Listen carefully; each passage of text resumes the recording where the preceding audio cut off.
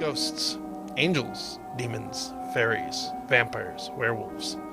All those stories you heard as a kid, all those stories mom and dad said weren't true.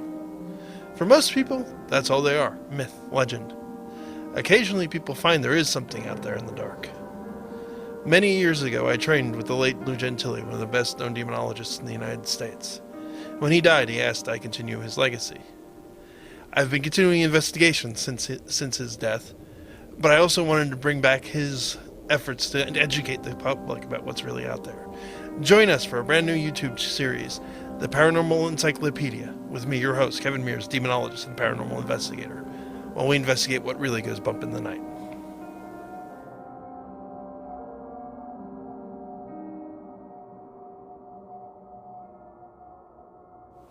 So, before you think this is all about doom and gloom, well, first of all, it is. Second of all, that is not entirely our purpose. We're here to entertain, we're here to tell you, and you're probably wondering who the hell I am. I'm not the demonologist.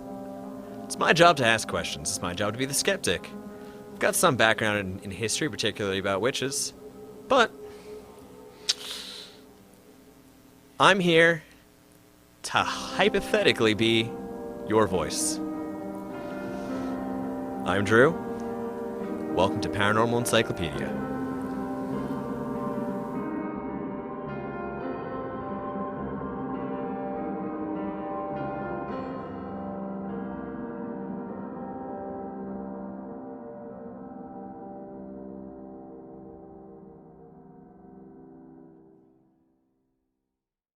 Good evening, ladies and gentlemen. Welcome to a very brief episode of the Paranormal Encyclopedia. I'm your host, Kevin Mears. Drew's not joining us tonight. It's a scheduling conflict. He is still my co-host. Unfortunately, just the reality of we work different schedules and can't always get together to film these. And especially because this is a very time-sensitive one. Because tonight we're talking about St. Patrick. I am, in fact, filming this on March 17th, which is, of course, St. Patrick's Day. We're going to talk about a little bit about his history and more about some of the stranger legends about him. We're going to cover the whole, did he actually drive the snakes out of Ireland, and how is that possible? But real quick, a little bit of his history. He was born around 390 AD to Roman officials in Britain. He wasn't actually born in Ireland, believe it or not. He was then enslaved at the age of 16 and taken to Ireland, where it's believed he worked as a shepherd. He claimed in his Confession of St. Patrick, which is, as far as I know, the only contemporary writing about him, written by him no less, that God came to him in a dream and told him to return to Britain. He actually was able to get passage with a pirate ship, return to Britain, and eventually saw it as his life's work to go back to Ireland and convert the pagans to Christianity. He died in 462 AD on March 17th, so that gives you the reason why today is St. Patrick's Day. So let's talk first about the most famous legend. Everybody knows St. Patrick drove the snakes out of Ireland. Here's the problem. About 15,000 years ago, Ireland was covered in ice.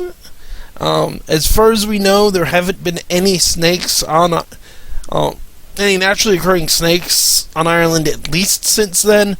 There's a good amount of debate among archaeologists in that if there were ever snakes on Ireland.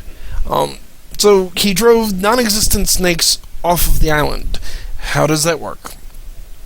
There's a couple of theories. The most widely accepted one is that it's a metaphorical thing. Snakes in Christianity are a symbol of evil. They're a symbol of Satan. He drove the evil out of Ireland. But there's a theory that was proposed by Isaac Bonowitz, who's a pagan writer. He suggests that the snakes are actually a metaphor for the Druids. Druids being the indigenous pagans. So, the snake is a symbol that's today associated with Druidic paganism. So clearly it's actually a metaphor for the mass genocide of the Druids. There's a lot of problems with this theory. First, the idea that the snake and the serpent are symbols of Druidism is a modern idea. Well, comparatively speaking, is a modern idea.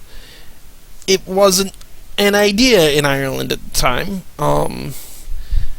And granted, other problem, one of the other problems with it is really the story of the driving the snakes out came after St. Patrick's life. Certainly, there are stories in his writing and in other writings about him killing druids that wouldn't convert. Some rather interesting ones where he'd pass the druid wouldn't convert. He walked past, he stamped his staff on the ground, and the flowers rose up and ate the druid. There's some other things that we're going to be getting into. But again, snakes are a very recent thing. And the thing is, there are a number of stories of St. Patrick killing druids, and it's not, calling bolts of lightning out of the sky, flowers rising up and devouring them. You don't find, there are some metaphorical senses of the killing, but why would they talk openly about killing all of these druids and then suddenly get into metaphor? There's actually a pagan writer, P. Stephanus Verus Lupus, who disagrees with Paranormal on this, and there's a couple other. You could certainly do some research and find that yourself. The other big thing here is there was no mass genocide. In fact, the Druidic religion survived in Ireland long past the time of St. Patrick. In fact, the last final conversion of Ireland to Christianity was around the 14th century. There is no record of this genocide that supposedly Patrick did. And also, the reality of it is, Patrick made a lot of claims, but when historical records have been checked, aside from his parish records and things like that, he wasn't nearly as successful at converting pagans to Christianity as he himself claimed. I think most likely the evidence seems to suggest this is in fact a metaphor. It's possibly just a legend that was tacked onto him later, not something that even he claimed. Certainly, as always, do your research. If you can find some evidence from his time period that says I'm wrong, feel free to add it to the comments. A bunch of speculation by modern pagans isn't really of concern here. I want historical records to talk about this genocide if it actually happened. So moving aside from a little bit of controversy, let's talk about two other legends about St. Patrick, just to round everything out, because they're two of my favorite legends about the saint. One, the werewolves of St. Patrick. Yep, you heard me right, werewolves. So according to legend, there was a group of druids that were particularly difficult for Patrick to convert. So what did Patrick do with them? He turned them into wolves. There's even a story later about one of them coming to a Catholic priest wanting his wife to be baptized because his wife was about to die, and the priest being a little reluctant at first because it was a talking wolf thingy. But there's also a couple of Celtic chieftains and kings that were supposed to have been turned into wolves by Patrick. If you read Jim Butcher's The Dresden Files, he touches upon this idea in his second book, Full Moon. Very good book, definitely recommend his series. It's a really neat story that you look at, it's okay, this is a Catholic saint, and a very well-known Catholic saint. I mean, there are people all over the country right now hoisting drinks in the name of St. Patrick. But the last story I want to talk about is by far this guy's a saint, most story I've ever heard of Patrick, which is the story of St. Patrick's Purgatory. Station Island in the Logderg in Ireland it's an island. On the island is a very old monastery. Particularly, it has a well or a pit. Accounts differ and hasn't been opened in centuries. But at any rate, people would come to this island. They'd come by pilgrimage. In fact, you can still go to the island if you're interested. You can go ahead and Google that. St. Patrick's Purgatory, Station Island. But you would go to this island. They would be put in the pit. They'd spend 24 hours there, and they would be given visions of the afterlife, specifically hell or at least purgatory. They'd see demons, they'd see people tormented. Now, the story goes that when St. Patrick was working on converting the Druids, he was having a problem. The Druids, being fairly practical people, wanted proof. They wanted to see evidence that everything Patrick was saying was true. St. Patrick prayed to God, and stories differ. Either God showed him the location of this pit, or showed him how to open this pit. Usually a staff and a book, and this pit opens. And that was his proof. He could go and show the pagans hell, and they would convert to Christianity. Is it true? It's definitely... We definitely know it was a pilgrimage site. We know it's associated with St. Patrick.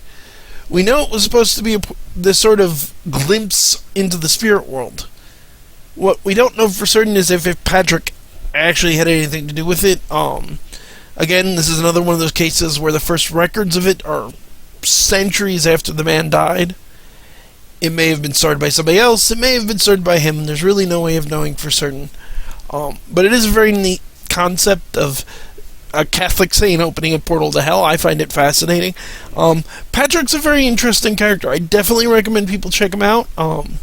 There's a whole internet of sources out there for you people. This is a very short video. We're not going to be putting in links the way we normally do, just for that, because we want to get it up in time so it's still technically St. Patrick's Day. So that's the St. Patrick's episode. I want to talk a little bit about the show real quick. So first, right now our big goal is trying to reach 100 subscribers. We're going to have a big surprise for you if we do. Don't ask me what it is. It's a surprise. So please like, comment, subscribe, share it with your friends. Let me know what you think of the show, too. You can go to kevinm.paranormalencyclopedia@gmail.com and email me with thoughts, questions, and opinions. You can go to paranormalencyclopedia.webs.com and join our message board. Leave stuff on our guest book. You can you'll be able to reach Drew through those means, too, if you have something you want to ask him.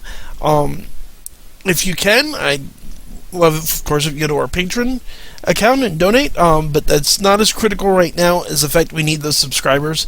To give you a little sneak peek of what's coming up, we have 2 interviews that we're currently editing to get up, hopefully in the next week or two. One is both are with fantasy authors who have written together, in fact, so they kind of paired together nicely. One is John L. French. He's a really neat guy. He writes stories of a Baltimore police detective who deals with demons and vampires and werewolves and all of that, named the Bianca Jones Mysteries. He also writes some true crime fiction. Of course, we're not really here to talk about that. But what makes him interesting, what makes him different, because lots of people write about that kind of story. Some do very well, like my friend late C.J. Henderson. Some don't. But John is actually a crime scene supervisor for the city of Baltimore. And we talk a little bit about that too. So he's definitely got a different perspective on writing this kind of fiction than most people. The other one I was very excited to talk to, and he's a really nice guy, and it was a lot of fun. John was a very nice guy and fun to interview too.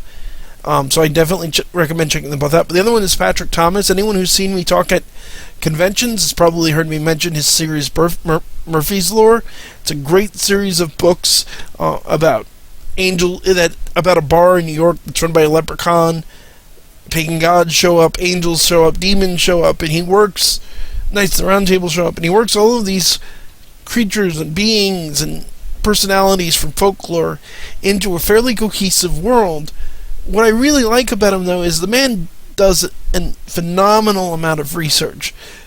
He if he mentions a god, if he mentions even an obscure... He likes, and it's one of the things I like about him, he picks a lot of obscure figures, like Ixtab, which is the Aztec goddess of suicides, and protecting mothers during childbirth.